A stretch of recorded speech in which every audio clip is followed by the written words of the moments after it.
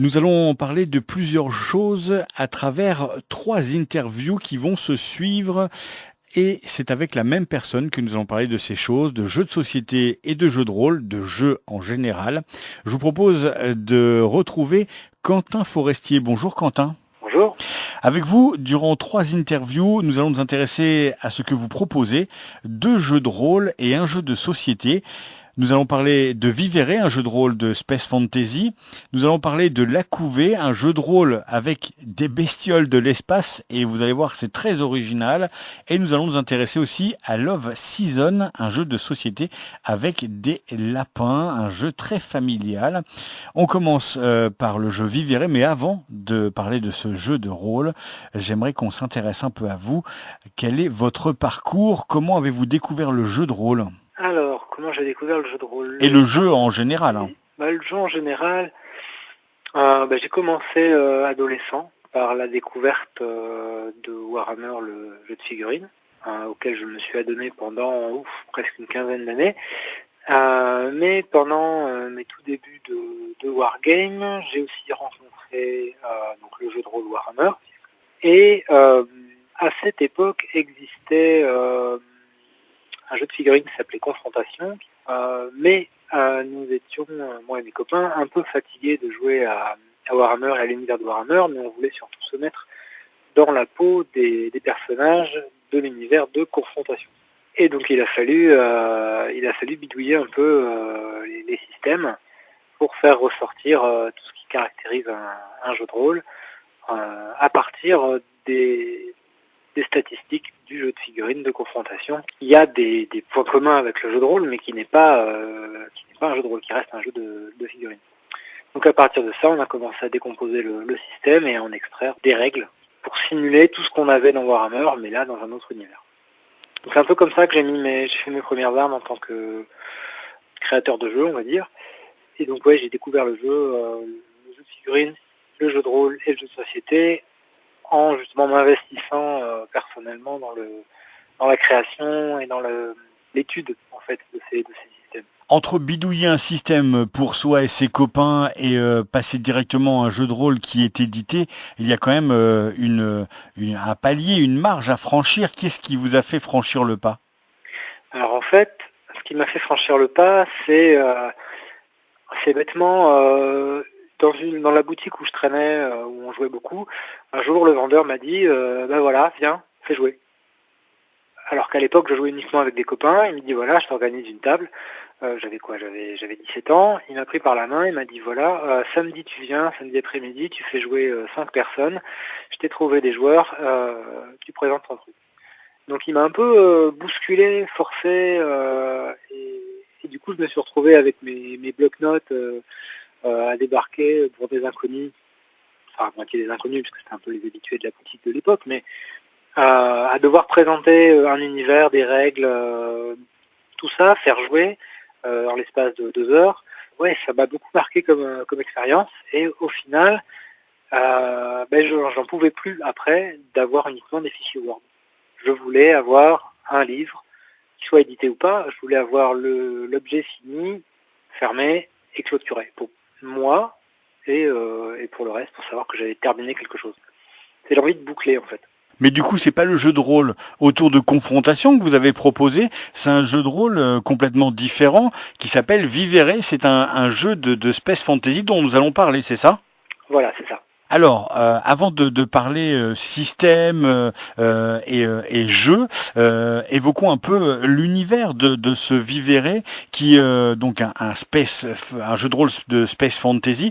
Ça veut dire que il y a une terrible chose qui est arrivée à la Terre. Les humains ont été obligés de se déplacer dans l'espace, et voilà. Vous allez nous expliquer un peu ce qu'est ce jeu de rôle.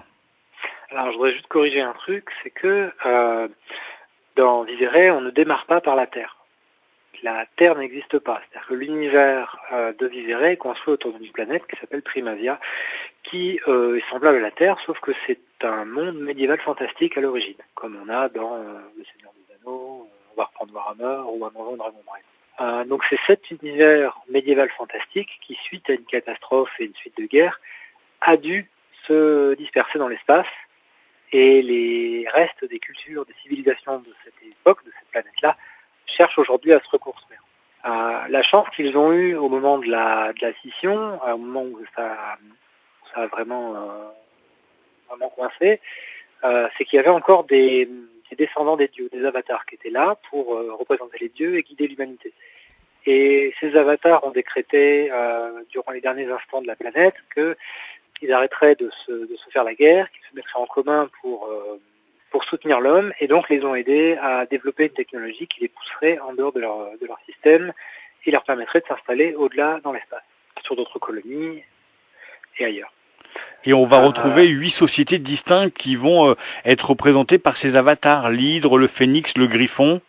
Voilà, c'est ça. Et les avatars sont décédés depuis et ont laissé les hommes orphelins avec une technologie mal maîtrisée, une civilisation qui est encore en train de se construire et de se développer par rapport aux nouvelles règles que leur impose leur éclatement et les univers. Et voilà. Donc il y a 8 civilisations, donc 8 façons d'appréhender le monde par rapport à son histoire. Donc c'est vraiment un historique complet qui s'est mis en place avec une succession d'événements qui ont conduit les cultes à devenir ce qu'ils sont aujourd'hui, avec chacun une vision précise et une place et un rôle à jouer dans cet univers-là. Voilà pour résumer. Donc c'est très politique puisque chaque action des personnages aura une influence sur le reste de l'univers. L'idée du jeu, c'est qu'on va partir de la fin de cette époque d'Exode et on va jouer des personnages humains, justement intriqués dans ces histoires politiques, dans ces problèmes de science-fiction que sont la colonisation, le voyage dans l'espace, les nouvelles créatures rencontrées, mais aussi à plein de problèmes du passé, qui sont la magie, qui est toujours là, certaines créatures qui résident de la magie, la politique qui est héritée de l'héritage des avatars, donc des civilisations qui est très médiévales dans leur façon de penser. Donc voilà, on va confronter toutes ces thématiques médiévales de fantasy et de science-fiction pour cet univers. Et donc je me reprends, on va jouer un homme là-dedans. Un homme qui est pris au piège en fait dans cette société où il n'y a plus que l'homme pour reprendre et remettre en marche la machine, et on verra bien ce que ça donnera. Alors ça fait de belles aventures parce que mélanger science-fiction, on va dire, pour prendre un terme large, et médiéval fantastique, tout d'un coup on peut imaginer plein de choses. La magie va être présente, plusieurs cases, donc des personnages complets, et vous avez choisi comme système un système proche du descent, voire le système descent, puisque c'est les dés que vous allez utiliser pour résoudre les jets de compétences que l'on va devoir effectuer. Oui. Alors je sais pas trop ce qu'on entend par système descent, parce qu'il y a plein de systèmes de règles qui utilisent le descent. Moi j'ai bidouillé le mien à partir de ce que je faisais, à partir de ce à quoi je jouais, donc Warhammer principalement, j'ai fait un peu de Chaosium. Voilà. Moi ce que j'aimais bien dans le système du pourcentage, c'est qu'il est clair, on comprend tout de suite. Quand on a 50% de chance de toucher ou de réussir une action, on sait que c'est une chance sur deux. C'est un calcul mental qui est quasi immédiat. On comprend très très vite les forces des personnages et leurs faiblesses, et on sait vers quoi on va rapidement. Et même en appliquant des bonus ou des malus, quand c'est en pourcentage, ça paraît clair tout de suite. C'était mon idée, que au niveau comme l'univers est très très riche, mon idée c'était surtout d'avoir un système de règles qui aille rapidement à l'essentiel, en jouant justement sur cette histoire de bonus-malus, de caractéristiques et compétences, et puis un jet de pourcentage basique, on va dire. Comme dans chaque jeu, il va y avoir aussi des classes de personnages qui vont pouvoir être jouées ? Non, justement, dans ce jeu-là, il n'y a pas de classe de personnages. L'idée, c'est que les personnages sont tous humains, avec leurs défauts, leurs faiblesses, leur parcours, surtout. Et donc, on peut très bien avoir plein de compétences de combat, comme on peut très bien avoir juste eu un entraînement à l'épée rapide, ainsi que des cours de piano un autre jour. On peut vraiment tout mélanger en termes de compétences. Et c'est ce qui est amusant, parce que l'idée dans l'univers, c'était de mélanger de manière un peu brute le la fantastique, la fantasy et la science-fiction. Donc on peut très bien se retrouver avec des compétences comme fusil à poudre ou mécanique, et des compétences d'escrime plus classiques. Donc des fois on fait un peu le grand écart entre des compétences de pilotage de vaisseaux spatiaux et un savoir, on va dire, héraldique bien classique. Ça va être un savant mélange de coordination entre le joueur et le maître de jeu pour créer un personnage qui soit cohérent dans l'univers en fait. C'est pas si compliqué en vérité. Le rendre cohérent avec l'univers en restant un peu cohérent avec le parcours du personnage, on arrive rapidement à se faire une place. C'est un univers qui a des limites technologiques assez finies, mais qui commence à s'ouvrir. Donc vraiment, la technologie et l'industrie se relancent progressivement. Donc ce ne serait pas surprenant de voir apparaître des personnages un peu trop futuristes, ou des personnages même directement extraits de leur campagne, et donc avec une mentalité et des compétences très médiévales fantastiques. Quelque part, on peut intégrer un peu n'importe quel type de personnage. Pour faire résumer, je peux dire que c'est du steampunk, mais ce serait vraiment faire une mauvaise comparaison et donner une mauvaise indication, puisque ce n'est pas du tout la politique. Alors ce jeu de rôle, il existe bel et bien. Vous êtes, alors on peut noter que vous êtes pas tout seul à faire ce jeu. On peut peut-être citer les gens qui vous accompagnent, notamment pour les superbes illustrations du jeu. Oui, alors c'est vrai qu'à la barre je suis tout seul, c'est-à-dire qu'à l'écriture et à la mise en page c'est moi. Tout ce qui est test, etc. c'est moi aussi. Mais pour les illustrations, par contre, j'ai fait appel au service de 3 illustrateurs. Donc on a Hélène Alonso, qui était la toute première illustratrice du jeu, qui a travaillé sur les pré-tirés et sur pas mal d'éléments d'équipement. Ensuite, on a Laura Bevon qui s'est greffée sur le projet, et on a enfin Guillaume Hippo, qui lui, par contre, a réalisé toutes les créatures du bestiaire et les illustrations des avatars du livre de base. Et donc ce livre existe. Comment on fait pour se le procurer? Alors des boutiques l'ont acheté, notamment Philibert, ils en possèdent un stock. Voilà, donc vous pouvez contacter votre boutique ou passer par la page Facebook du jeu en me contactant directement. Il suffit d'aller faire une recherche à Vivere, VIVERE-JDR comme jeu de rôle. Et puis on peut signaler qu'il y a une page internet aussi qui met à disposition un kit de démonstration avec des personnages pré-tirés, un scénario pour goûter au jeu. Alors le kit de démo a une saveur un peu particulière, c'est qu'il n'introduit pas l'univers dans tout son ensemble, mais il va faire le focus sur une colonie en particulier. Il va mettre l'accent sur des personnages pré-tirés qui sont justement la suite d'un personnage important, et les personnages vont être tractés les joueurs vont être tractés par ce personnage avec ses intentions particulières, et vont peut-être prendre position, etc. Donc l'idée, c'est de donner un point de vue de l'univers avant de l'ouvrir en commençant la lecture du livre de base.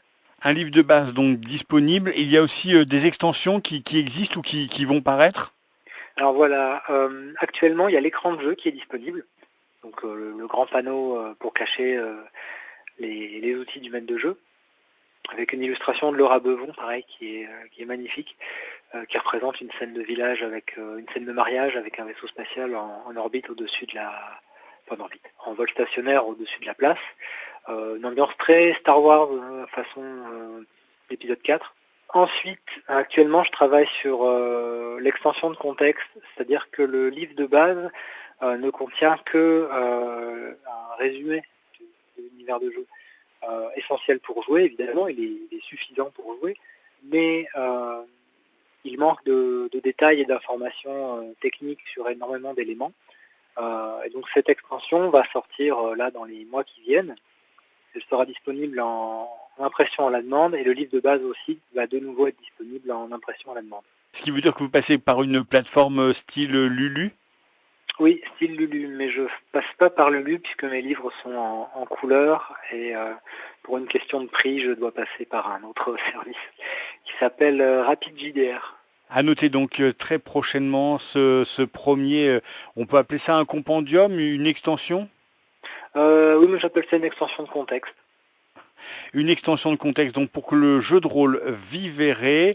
Vous pouvez retrouver toutes ces informations sur la page Facebook Vivere-JDR comme jeu de rôle et vous trouverez aussi le lien de la page internet qui est vivere-jdr.fr avec donc un kit de démarrage, un kit de démonstration pour goûter à ce jeu. Il y a tout ce qu'il faut pour démarrer avec des petites saveurs donc de ce jeu de rôle de Space Fantasy.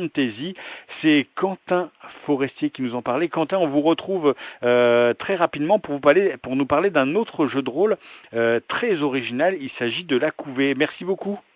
Merci à vous.